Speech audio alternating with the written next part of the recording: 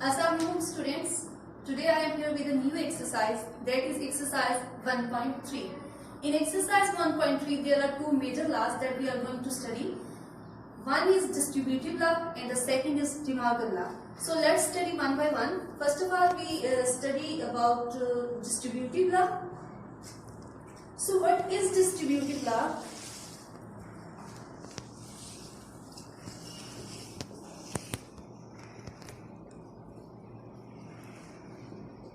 Distribute का मतलब ये है, जहां अगर आप इस वर्ड पे फोकस करें तो यहाँ से डिस्ट्रीब्यूट का मतलब होता है किसी चीज को बांटना। इसी तरह ये लॉ ये कहता है कि अगर आपके पास कोई तीन नंबर्स हैं, मैं सपोज कर लेती हूँ कि वो मेरे पास नंबर 3, 2 और 4, ये कोई तीन मेरे पास नंबर हैं। ये लॉ ये कहता है कि अगर आप एक नंबर को ऑपरेट करें with the sum of number तो resulting answer will be same अगर आपको इनको दोनों पे सेपरेट अप्लाई करें।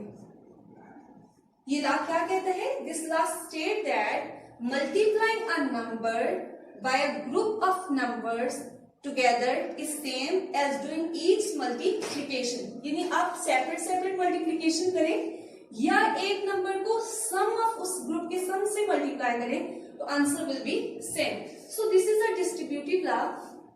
लेकिन जो हम इस एक्सरसाइज 1.3 में देखेंगे वो है डिस्ट्रीब्यूटिव लॉ ऑफ यूनियन।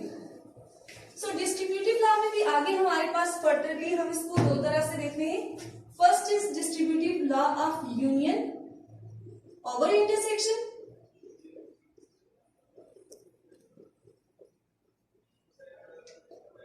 यानी this is a distributive law of union over intersection. अब यहाँ पे जैसे यूनियन पहले लिखा हुआ है तो जो हम ऑपरेशन जिसको हमने पहले लिखा उसको हमने पहले परफॉर्म करना है। यानी मेरे पास कोई तीन सेट्स हैं A, B और C। इस पर परफॉर्म करने किस तरह करेंगे, किस तरह हम यूनियन को लिखेंगे या इंटरसेक्शन को लिखेंगे? देखिए डिस्ट्रीब्यूटिव लॉ ऑफ यूनियन, तो पहले जो मैंने पढ़ा उसको लिखा यूनियन ओवर इंटरसेक्शन। जो चीज बाद में है उसको आपने बाद में लिखा और जो पहले है उसको आपने पहले लिखा। Is equal to A union B, यानी ये इस सेट का यूनियन आप इसके साथ लें और इस सेट का आप यूनियन इसके साथ लें तो resulting answer will be same. Now the second is distributive law of intersection over union. Intersection over union. अब यहां पे आप लोगों ने देखा कि पहले क्या चीज आ रही है? इंटरसेक्शन। इसका मतलब है कि पहले हम लिखेंगे भी इंटरसेक्शन को कैसे? These are three sets A, B, C. When we say that distributive law of intersection over union, it's mean कि इंटरसेक्शन हम पहले लिखेंगे और यूनियन को हम बाद में लिखेंगे। तो अब ये कहता यही है कि अगर आप इनके सम पे अप्लाई करें तो वो उनके सेपरेट अगर दोनों सेट्स पे आप अप्लाई करें तो answer will be same. So these are the two laws, that is distributive law of union over intersection and distributive law of intersection over union. हम एक्सरसाइज की क्वेश्चंस में इनको वन बाय वन सॉल्व करेंगे।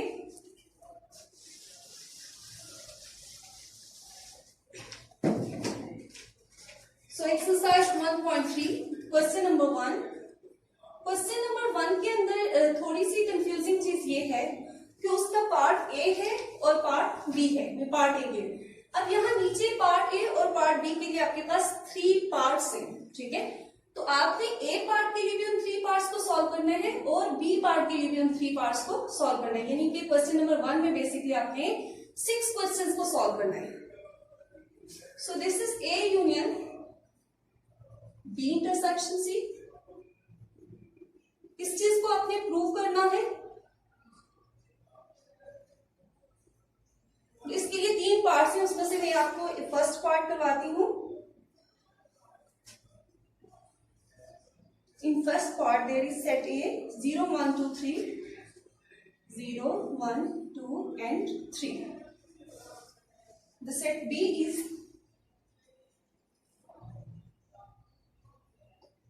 2, 3, 4, 5, 6 and the set C is 5 6 7 8 9 10। So students, क्या आप मुझे देख के बता सकते हैं कि ये कौन सा लॉ है? डिस्ट्रीब्यूटिव लॉ तो है, आप यहां से ही देख के बता सकते हैं this is a distributive law of union over intersection. उसने नाम नहीं लिया, उसने वो लॉ आपको लिख के कहा है कि आपने इसे प्रूव करना है, तो आप इसको देख के बता सकते हैं कि this is distributive law of union over intersection. So start moving with our solution. अच्छा, क्वेश्चन की अगेन हर जैसे भी इक्वालिटी वाले क्वेश्चंस होते हैं तो हमें इनकी दोनों साइड्स को प्रूव करना होता है। So one side is called left hand side and the other side is called right hand side. Exactly जो साइड आपके राइट हैंड की तरफ होती है this is called right hand side, और वो साइड जो आपकी लेफ्ट हैंड पे है, यानी अगर मैं लिख रही हूं तो मेरे लेफ्ट हैंड पे जो इस लॉ की साइड है that is called left hand side. सबसे पहले मैं लेफ्ट हैंड साइड को सॉल्व करूंगी। लेफ्ट हैंड साइड में मेरे पास क्या है? A union B intersection C.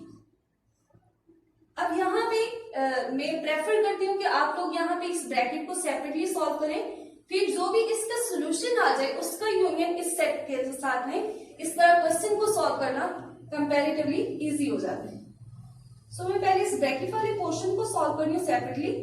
Bracket वाले पोर्शन में क्या था? B intersection C. So set B आपके पास क्या है? ये 2 3 4 5 6।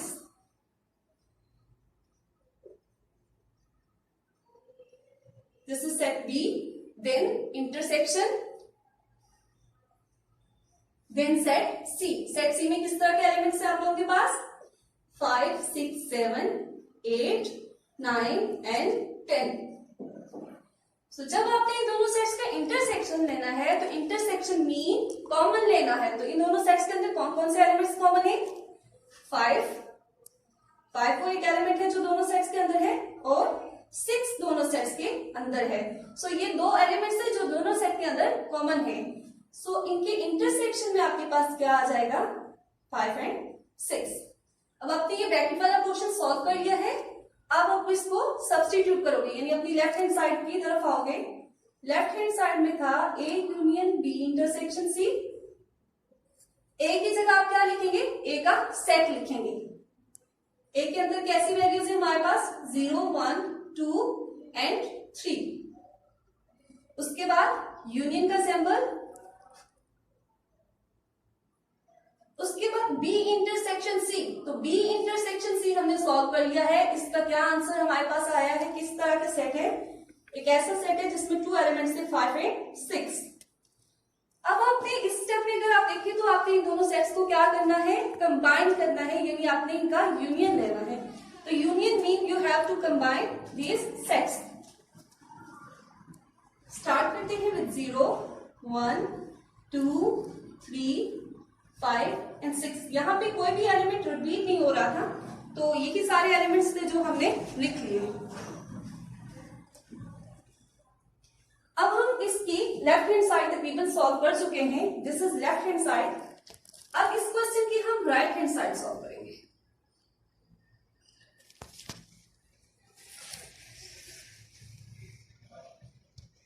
सो in right hand side we have A union B intersection A union C. A union B intersection A union C। ये आपने राइट हैंड साइड के अंदर प्रूव करना है। अब राइट हैंड साइड के अंदर अगर आप देखें दो ब्रैकेट्स के अंदर आपके पास कोई ना कोई ऑपरेशंस लिखे हुए। आई रिकमेंड आप इन दो ब्रैकेट्स को सेपरेटली सॉल्व करें, फिर कंफ्यूजन कम होगी। तो हम पहले ब्रैकेट को सॉल्व करते हैं, that is A union B।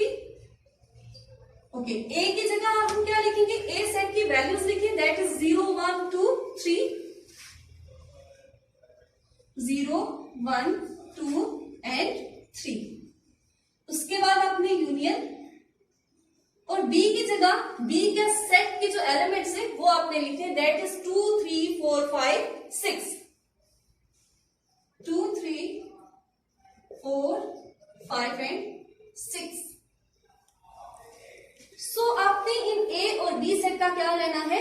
Union लेना है। Union mean you have to combine both of the sets but there is no repetition. अब रेपिटेशन कहाँ होगी, ये 2 है और यहाँ पे भी 2 है, 3 इसमें भी है और इसमें भी है।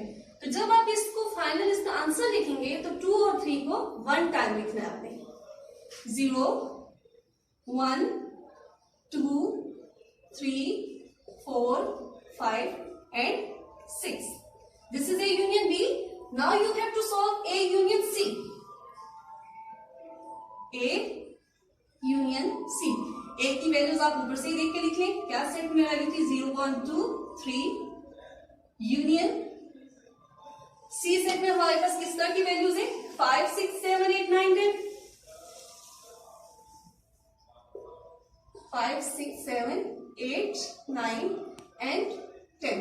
अगेन आपको यूनियन लेना है, कंबाइन करना है। There is no repetition of element, कोई ऐसा एलिमेंट नहीं है जो दोनों सेट्स के अंदर हो, ठीक है, दोनों सेट्स के अंदर रिपीट हो रहा हो। यहाँ 3 तक एलिमेंट है और यहाँ 5 से ऑनवर्ड एलिमेंट है, सो आपने इनको कंबाइन कर देना है। 8 9 and 10। So this is A union C and this is the final answer of A union B। अब हम अपनी राइट हैंड साइड की तरफ आते हैं। राइट हैंड साइड में क्या करना है, अब हमने ये पोर्शन भी सॉल्व कर चुके हैं और ये वाला पोर्शन भी सॉल्व कर चुके हैं। अब आपने इन दोनों को जो आप सॉल्व कर चुके हैं उनका इंटरसेक्शन लेना है। सो A union B intersection A union C। Now A union B की जगह आपने क्या करना है, उसका वो जो फाइनल आपके पास आंसर आया था वो लिखना है। That is 0 1 2 3 4 5 and 6। उसके बाद इंटरसेक्शन का सिंबल, उसके बाद A यूनियन C। तो A यूनियन C आपने यहां सॉल्व करके इसका ये फाइनल आंसर आपके पास आया था, तो उसकी वैल्यूज यहां पुट कर दें।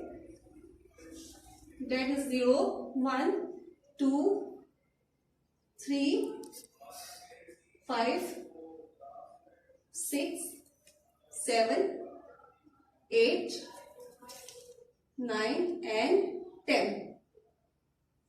So these are the elements of A union C। अब आपने क्या करना है, इनके दरमियान किस तरह का ऑपरेशन है, इंटरसेक्शन का। So intersection mean you have to take something common। तो कॉमन क्या आ रहा है दोनों सेट्स के अंदर, 0 दोनों सेट्स के अंदर कॉमन आ रहा है, 1 कॉमन आ रहा है, 2 3 देखिए 1 2 3 इस सेट के अंदर भी है, उसके बाद 4 यहाँ है और इस सेट के अंदर नहीं है, 5 और 6 भी इस सेट के अंदर है। इसका मतलब है कि इसके जो फाइनल आंसर है वो क्या होगा, 0 1 2 3 5 and 6, क्योंकि ये वो एलिमेंट्स हैं जो दोनों सेट के अंदर अपीयर हो रहे हैं। So now this is your left hand side. अब आप यहाँ देख सकते हैं कि क्वेश्चन की हमने लेफ्ट हैंड साइड जब आपने सॉल्व की थी तो इसका आंसर क्या आ रहा था, 0 1 2 3 5 6। और जब हमने इसकी राइट हैंड साइड सॉल्व की तो आप देख सकते हैं कि राइट हैंड साइड में भी इसका आंसर क्या आ रहा है, 0 1 2 3 5 6। इसका मतलब है कि left hand side is equal to right hand side. So आप कह सकते हैं left hand side is equal to right hand side, which is A union B intersection C is equal to A union B intersection A union C। यानी ये left hand side थी और ये इसकी राइट हैंड साइड है।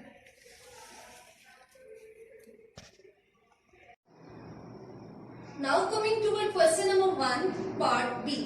In question number 1 part B आप देखेंगे यहाँ आपके पास कौन सा ला लिखा हुआ, A intersection B union C equal A intersection B union A intersection C। इस क्वेश्चन में उसने आपको नाम नहीं बताया, मतलब ये स्टेट कर दिया कि आपने इस चीज को प्रूव करना है। तो आप इसे देख के बता सकते हैं ये कौन सा लॉ है तो distributive law, but distributive law में कौन से वाला है, distributive law of intersection over union, क्योंकि यहाँ पे इंटरसेक्शन पहले यूज हुआ है और यूनियन बाद में, तो आप कह सकते हैं कि this is distributive law of intersection over union. ठीक है, this is intersection law of distributive law of intersection over union. अच्छा, इस क्वेश्चन के लिए भी आपके पास अगेन तीनों पार्ट्स हैं, ठीक है, जिन्हें आपने सॉल्व करना है। मैं पार्ट नंबर 3 कर रही हूँ, part number 1 and part number 2 वो आपकी सेल्फ असेसमेंट है।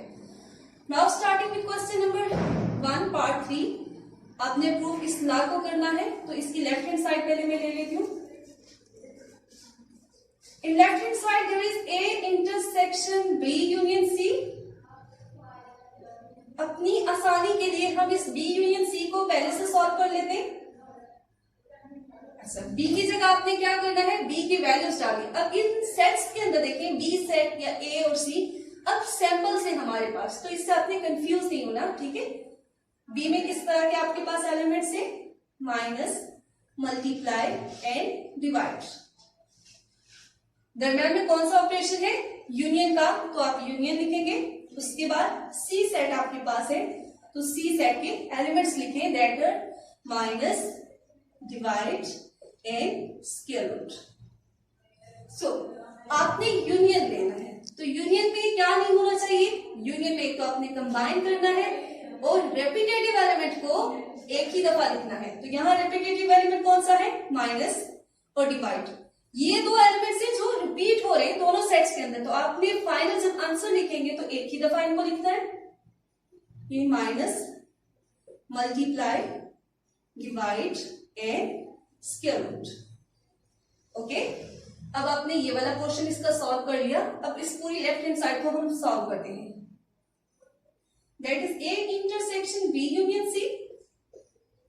ए की जगह आप ए सेट के एलिमेंट्स डालें, वो कौन से हैं, plus, minus, multiply, plus, minus and multiply. उसके बाद इंटरसेक्शन का सिंबल, और उसके बाद ये इसका आंसर यानी बी यूनियन सी, जिसको आप पहले सॉल्व कर चुके हैं, उसका आंसर आपने यहां सब्स्टिट्यूट करना है। That is minus, multiply, divide and square root. So now you have to take common.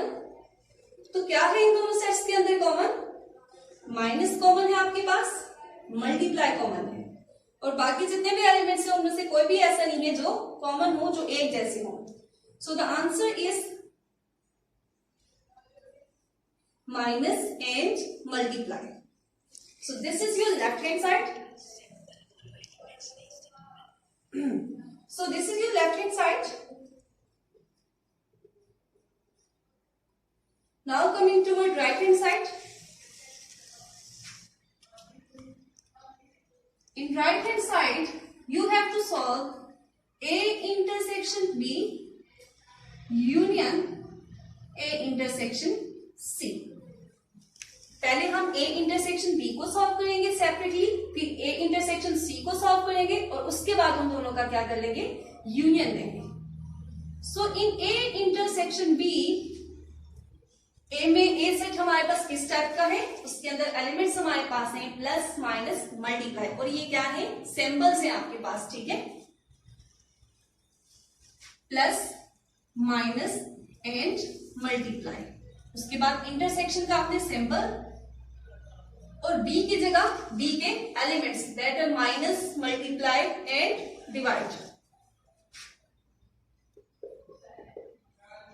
अब आपने क्या करना है, दोनों सेट्स में इंटरसेक्शन लेना है, यानी कुछ कॉमन लेना है। तो कॉमन एलिमेंट्स कौन से हैं, माइनस, मल्टीप्लाई, ये वो दो सेट्स के अंदर कॉमन चीजें हैं जो दोनों सेट्स के अंदर आ रही हैं। सो the answer is minus and multiply, ठीक है। ये वो सैंपल्स हैं जो दोनों सेट्स के अंदर रिपीट हो रहे हैं। सो अब हम A इंटरसेक्शन C को सॉल्व करेंगे। In A intersection C, set A में हमारे पास किस तरह के एलिमेंट्स हैं, प्लस, माइनस एंड मल्टीप्लाई।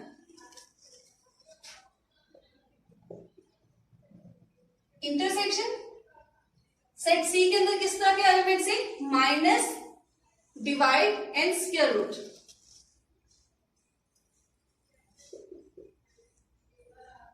अब इन दोनों में से आप अगर कॉमन लें तो कौन सी चीजें कॉमन है, सिर्फ एक माइनस कॉमन आ रहा है आपके पास। So the answer is minus. This is A intersection C. अब अपनी राइट हैंड साइड की तरफ आते हैं, ये भी सेपरेटली हमने सॉल्व कर लिया है और ये पार्ट भी। अब हमने इन दोनों पार्ट्स का यूनियन लेना है, A intersection B union A intersection C. So in A intersection B there is minus and multiply union. In A intersection C there are only minus. अब आपने क्या करना है, इनका यूनियन लेना है। यूनियन मीन कंबाइन करके लिखना है, लेकिन ये देखिए फर्स्ट सेट के अंदर भी क्या आपके पास आ रहा है माइनस, और सेकंड सेट के अंदर भी क्या आ रहा है माइनस। तो ये एक रेपिटेटिव एलिमेंट है, आपने इसको सिर्फ वन टाइम लिखना है। So your answer is this, this is your right hand side.